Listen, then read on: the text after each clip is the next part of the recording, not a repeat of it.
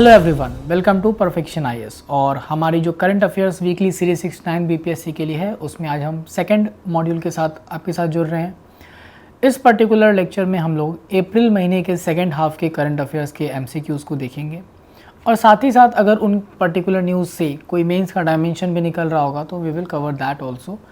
And actually I will be giving you certain topics with respect to those mains dimension, you can make notes on that और उसको आप फिर हमारे पास communicate करके मैं last में आपको टेलीग्राम का यूज़र आईडी बता दूंगा जिस पर आप अपने नोट्स को भेज भी सकते हैं वेरिफिकेशन के लिए कि ये नोट्स प्रॉपर हैं कि नहीं है for mains point of view. So let us start the discussion.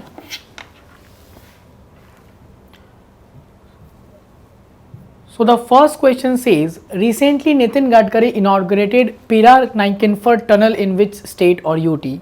The options are Arunachal, Jammu Kashmir, Sikkim and Himachal, and the correct answer is J&K, Jammu and Kashmir. इस information को और देखते हैं।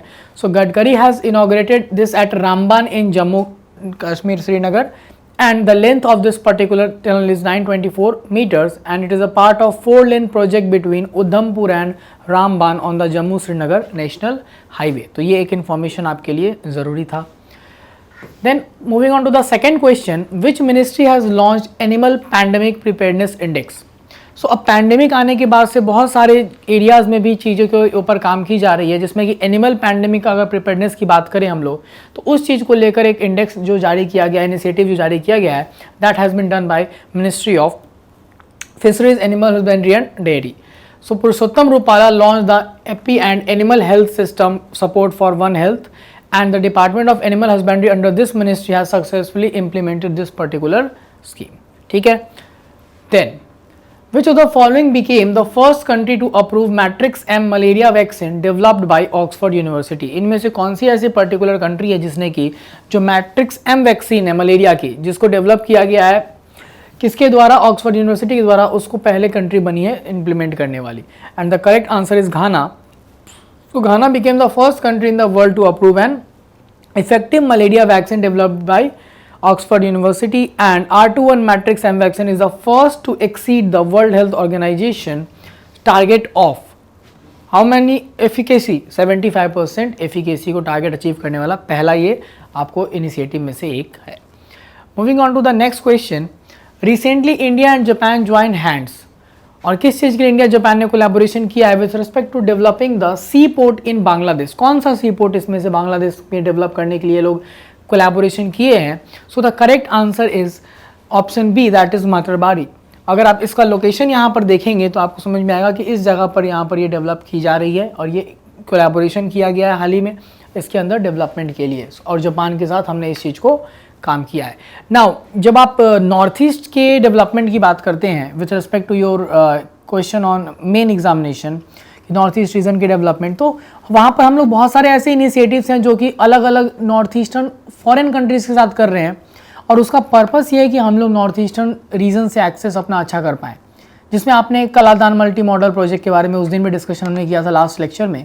और उसी तरह से यहाँ पर भी अगर आप देखेंगे इस पर्टिकुलर चीज़ को डेवलप करके भी हम लोग क्या कर पाएंगे, हमारा जो लैंडलॉक नॉर्थ ईस्टर्न स्टेट्स है उसको एक इंडस्ट्रियल हब के थ्रू यूज़ करने की कोशिश कर सकते हैं। तो ये आप वहाँ पर एक इनिशिएटिव की तरह यूज़ कर सकते हैं with respect to the north eastern region. Then Maharishi initiative associated with which of the following? Maharishi initiative किससे रिलेटेड? इनमें से millets, Honey, second green revolution या फर्टिलाइजर। तो आपको मालूम है कि 2023 की बात करेंगे तो वो एक इंटरनेशनल ईयर ऑफ मिलेट्स के रूप में मनाया जा रहा है। सो इसी के कॉन्टेक्स्ट में ये इनिशिएटिव लॉन्च की गई है, that is Maharishi, and that G20 meeting of agriculture chief scientist in Varanasi to feature the Maharishi initiative. और इस इनिशिएटिव में millets and other ancient grain international research initiative, इसका फुल फॉर्म की बात अगर आप करेंगे, and the focus is research and awareness in agro biodiversity, food security and nutrition alignment. ठीक है। Then we have the global Buddhist summit will be held in India for the first time.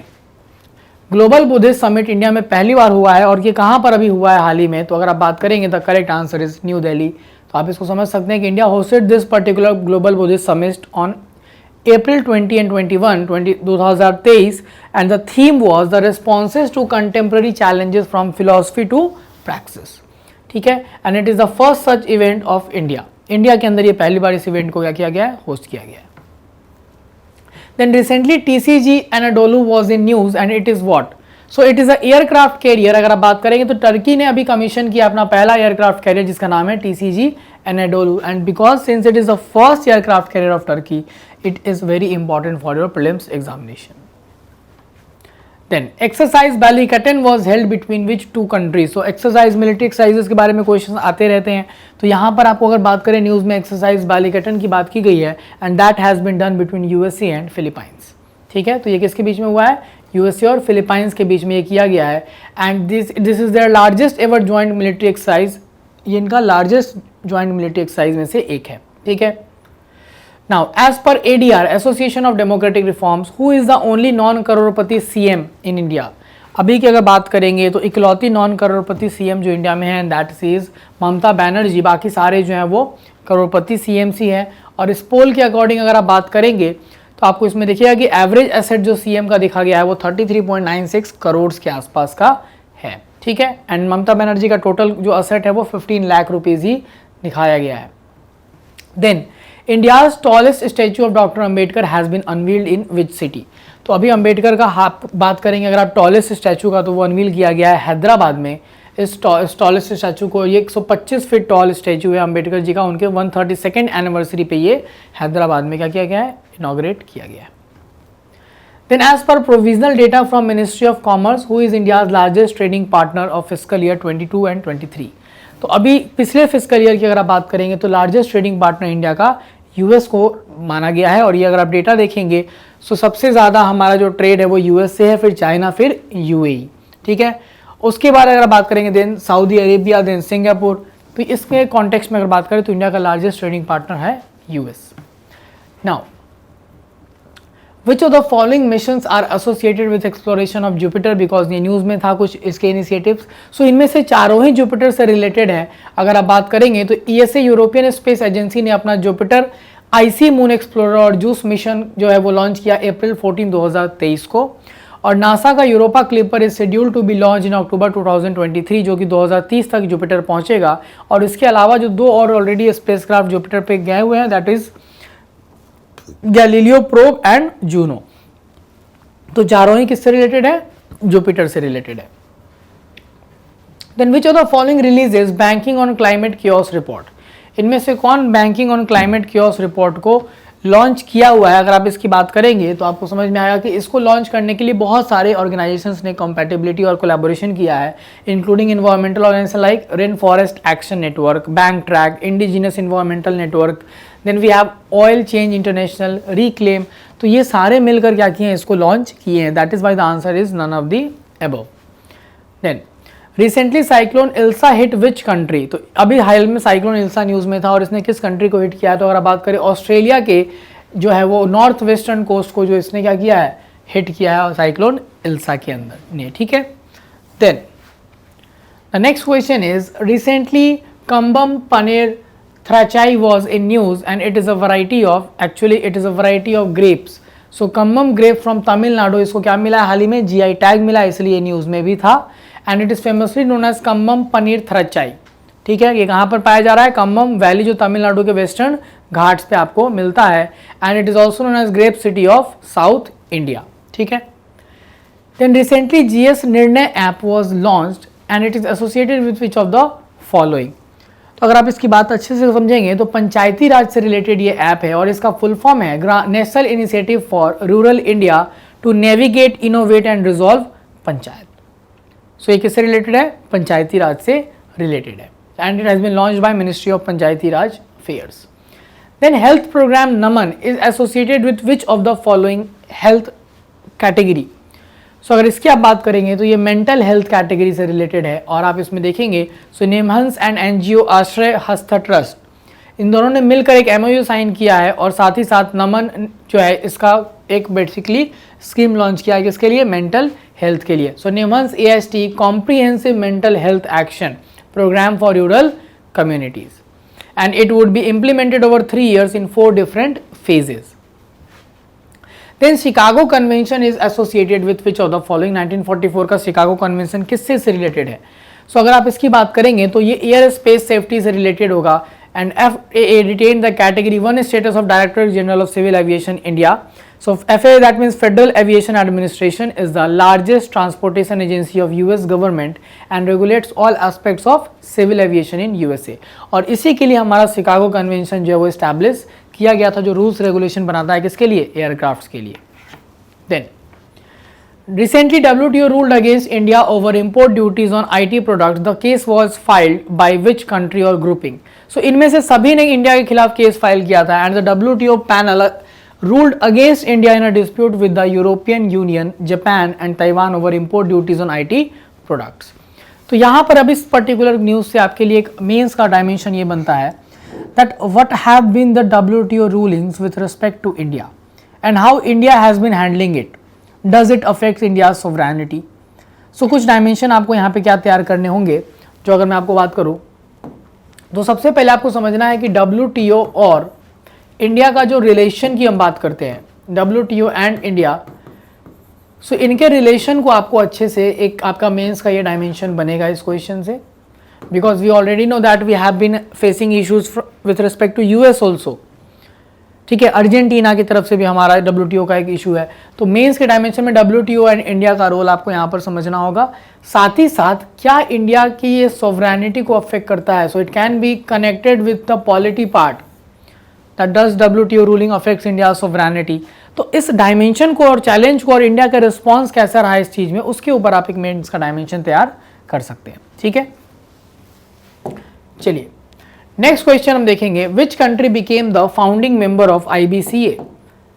और IBCA की जब आप बात करते हैं तो व्हाट स्टैंड्स फॉर IBCA, तो आपको दिखेगा ये बेसिकली आपको क्या है, इंटरनेशनल बिग कैट अलायंस. सो टाइगर के से रिलेटेड ये अलायंस है और नेपाल इसका फाउंडिंग मेंबर बना है.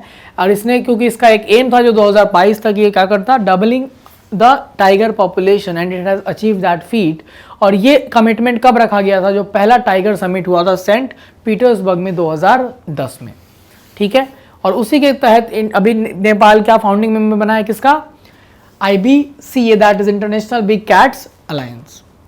Moving on to the next question. Recently world heritage day was celebrated and India is home to now how many UNESCO world heritage sites. India में अभी कितने यूनेस्को के वर्ल्ड हेरिटेज साइट्स हैं, ये आपको एक बार समझना है. तो अगर इसकी बात करें तो इंडिया में अभी 40 वर्ल्ड हेरिटेज साइट्स हैं, जिसमें कि अगर आप कैटेगराइजेशन समझेंगे तो कल्चरल 32 साइट्स हैं, नेचुरल 7 और मिक्स्ड एक, that is Kanchenjunga national park. जो दो लेटेस्ट एडिशन 2021 में हुए हैं, that has been Ramappa temple of Telangana and Dholavira of Gujarat. तो यहाँ पर आपका एक डायमेंशन मेंस का ये बन सकता है विथ रिस्पेक्ट टू यूनेस्को, क्योंकि जब ऑर्गेनाइजेशंस के ऊपर क्वेश्चन आने शुरू हो गए, जैसे आपने देखा कि UN पब्लिक एडमिनिस्ट्रेशन नेटवर्क पे क्वेश्चन था, तो आपका यूनेस्को के ऊपर भी क्वेश्चन बन सकता है with respect to UNESCO heritage sites, उनका criteria.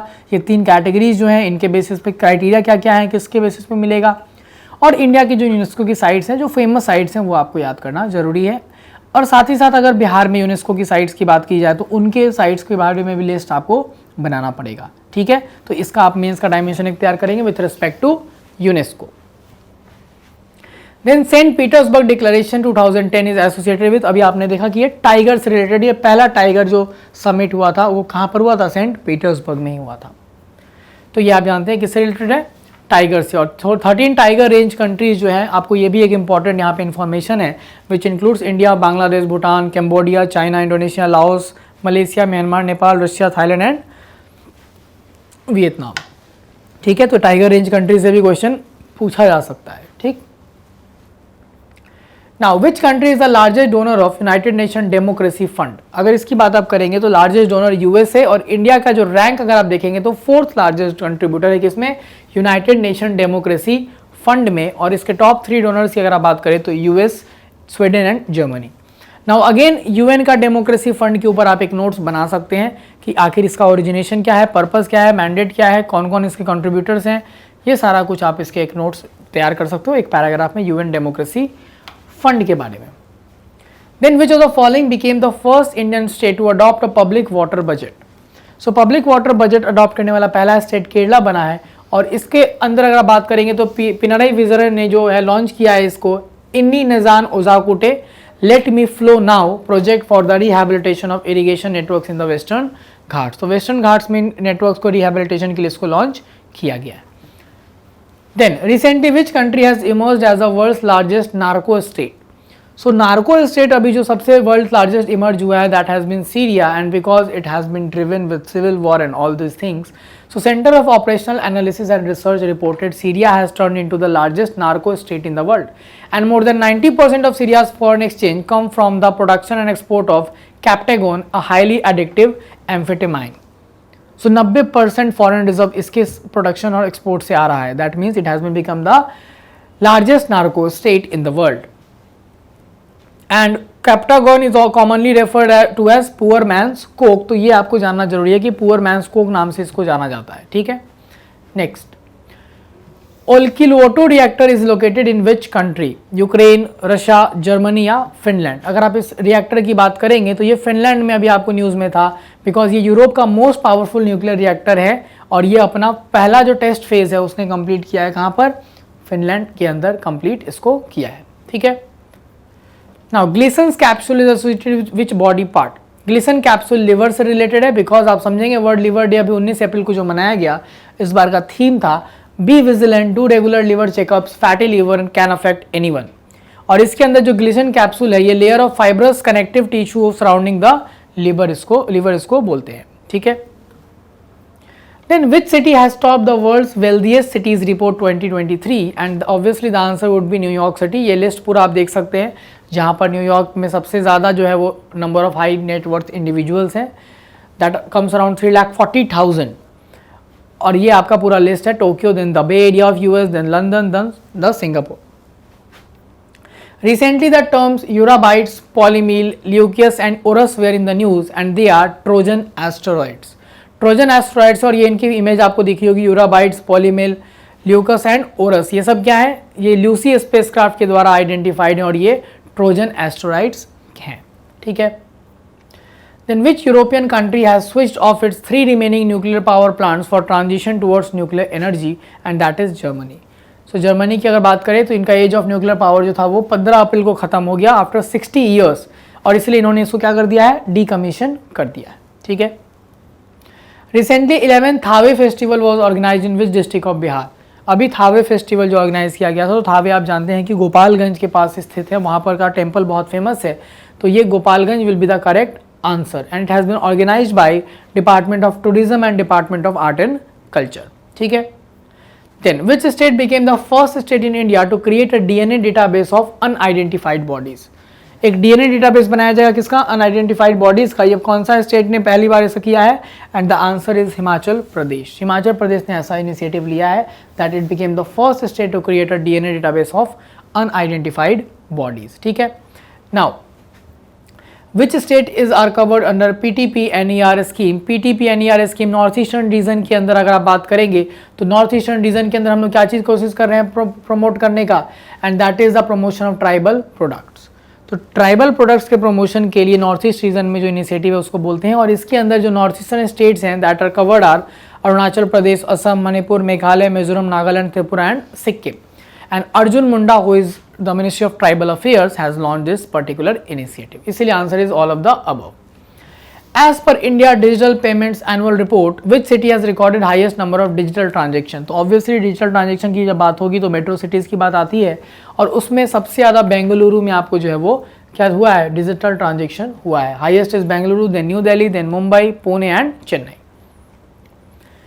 What is the, and if we talk about state wise, then state wise Kerala is top, then we have Maharashtra, then Tamil Nadu, then Karnataka, then UP. What is the rank of India as per Global Unicorn Index? तो Global Unicorn Index में India का rank आप देख सकते हैं काफ़ी अच्छा है, दैट इज 3rd रैंक, और नंबर ऑफ यूनिकॉर्न्स इंडिया में जो है वो 68 हो चुके हैं. ठीक है. Unicorn you know that the company which has a net worth of $1 billion. ठीक है. Then name the inventor of the ice stupa who received Santokba Humanitarian Award recently, and the answer is Sonam Wangchuk. इनको अभी हाल ही में confer किया गया किससे?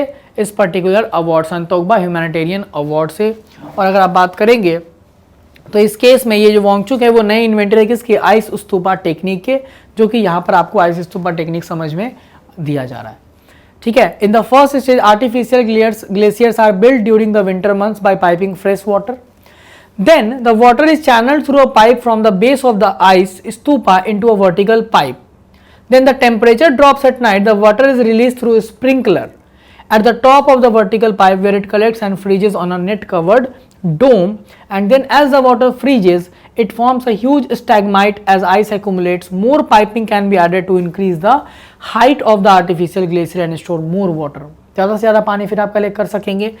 And when the water warms and water is scarce, the ice gradually melts to release water stored in the glacier. तो ये एक बहुत ही अच्छा इनिशिएटिव स्टार्ट किया गया था and that is why she has received this particular award. तो winter water को स्टोर करने का ये टेक्निक किया गया. Then who has launch Sathi app to address seed production challenges, seed quality identification and certification. तो अगर आप इसकी बात करेंगे तो ministry of agriculture and farmers welfare ने इसको लॉन्च किया, जिसका नाम है seed traceability authentication and holistic inventory Sathi portal.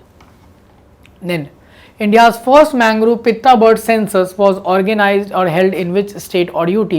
तो उड़ीसा के फॉरेस्ट ऑफिशियल ने हाल ही में पहला क्या ऑर्गेनाइज किया है, मैंग्रोव पीटा बर्ड्स सर्वे, और आप इसको इसमें टोटल 179 ऐसे मैंग्रोव्स को आइडेंटिफाई किया गया है. Now another question from this particular news can be which state you have to actually identify the states which have highest mangrove reserves. और मैंग्रोव रिजर्व्स के लिए आपको क्या पता करना पड़ेगा, स्टेट ऑफ फॉरेस्ट रिपोर्ट. तो उस पर्टिकुलर रिपोर्ट के अंदर जिस स्टेट में ज़्यादा मैंग्रोव्स हैं उनको टॉप 5 स्टेट्स में अरेंज करना है. साथ ही साथ पिछले बार से ज़्यादा, हर 2 साल पे ये रिपोर्ट आती है, तो पिछले बार से ज़्यादा किसने सबसे ज़्यादा ग्रोथ दिखाया मैंग्रोव्स का, उसका भी आपको एक चीज़ आइडेंटिफिकेशन करना होगा. ये आपका एक होमवर्क रहेगा, ये प्रीलिम्स के लिए हमारे. Then which state has won the national award for best implementation of PM Fasal Bima Yojana? And the answer is Karnataka. So Karnataka has bagged the national award and rupees 687.4 crore इतना में से आपको total farmers को फायदा पहुंचाया गया है इसके अंदर.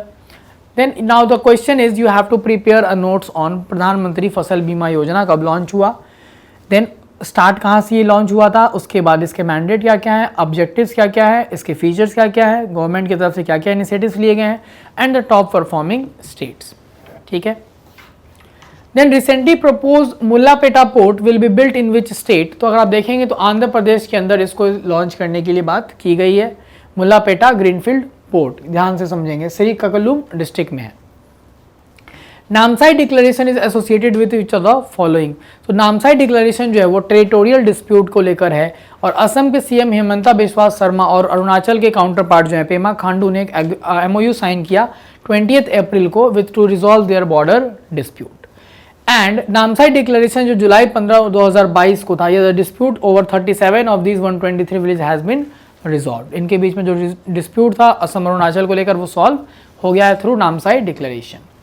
AIIB is set to establish its first overseas office in Abu Dhabi. तो AIB हमारे लिए अगेन इंपॉर्टेंट मेंस के लिए डायमेंशन हो गया कि AIB का आपको ओरिजिन, टॉप कंट्रीब्यूटर, इंडिया कितना कंट्रीब्यूशन कर रहा है उसमें, फिर इसके मेंबर कंट्रीज और इसका डोमेन या जुरिसडिक्शन क्या क्या रहेगा.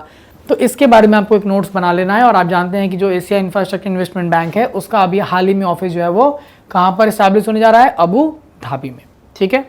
Now which of the following has released the status of women in agro food systems report. So FAO ने एक particularly report launch किया जिसका नाम है the status of women in agri food systems report. और इस पर्टिकुलर चीज के अंदर closing the gender gap in farm productivity can increase global GDP by 1% और nearly 1 trillion. So सिर्फ अगर वुमेन का पार्टिसिपेशन इनमें करा दिया जाए तो पूरा का पूरा जो GDP है उसको 1 ट्रिलियन से बढ़ सकता है. ठीक है. Now women make up around 40% of the global agricultural labor workforce. Now from examination point of view FAO important हो जाता है और FAO के बहुत सारे इनिशिएटिव्स हैं.